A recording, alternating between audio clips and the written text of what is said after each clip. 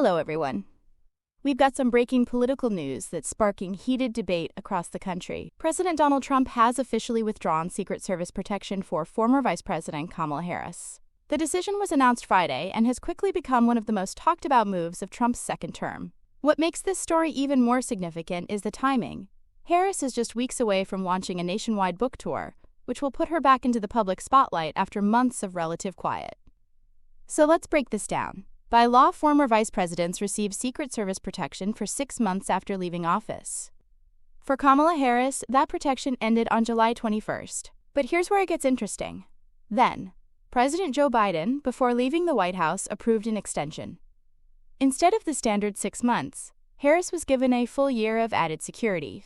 That decision was never made public at the time, but according to a senior White House official, Biden signed it as a safeguard, given Harris's high profile and the political tension surrounding her defeat in the 2024 election. Fast forward to today, President Trump has now terminated that extension. In a signed memo to Homeland Security Secretary Kristi Noem, Trump ordered an end to any security measures for Harris beyond what the law requires. In other words, starting September 1st, Kamala Harris is officially on her own. Her office confirmed the change, though they made a point to publicly thank the Secret Service for their, quote, professionalism, dedication, and unwavering commitment to safety. The decision couldn't come at a more sensitive time. At 60 years old, Harris has kept a fairly low profile since her loss to Trump in the 2024 race. But she's about to step back into the national spotlight with the release of her memoir, 107 Days, published by Simon & Schuster. The book is set to hit shelves on September 23rd. And offers what she calls a candid, behind-the-scenes look at her short-lived presidential bid. Harris has promised readers honesty and reflection, and the tour will take her across the country for public appearances, book signings, and media events. Without federal protection, those events now carry new risks. Let's not forget, Harris made history as the first woman to serve as Vice President of the United States. She became the Democratic nominee after Joe Biden, then 82, withdrew from the race amid growing concerns over his cognitive health. Harris's campaign against Trump lasted just over 3 months before ending in defeat. Still, she remains a symbolic figure within the Democratic Party and a lightning rod for criticism from Trump's base. Now here's where the politics get even sharper. Trump's decision comes despite his repeated warnings about security threats facing public officials.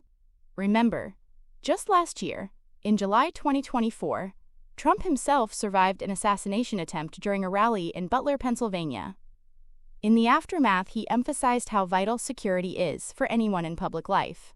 Yet, since returning to the White House this January, Trump has systematically rolled back security privileges for many of his political opponents and former critics. This isn't the first time either.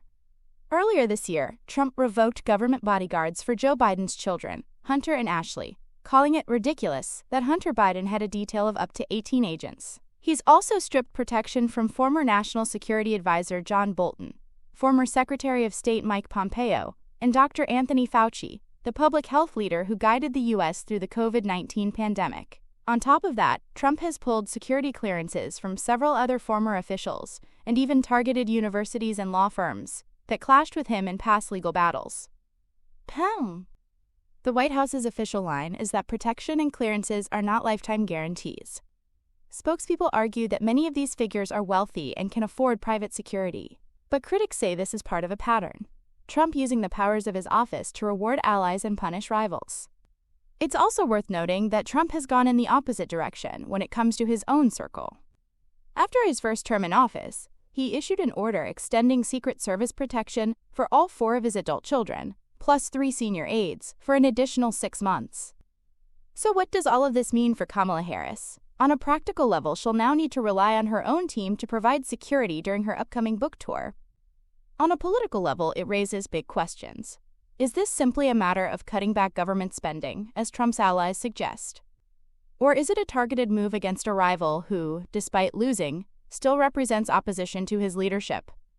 What's clear is that this decision isn't just about policy. It's about optics, power, and the ongoing battle between Trump and the Democratic establishment. Harris's book tour will now take place under the shadow of that decision, making her story not just about a campaign that failed, but about the political fights that continue long after the election is over. So what's your take? Drop a comment below.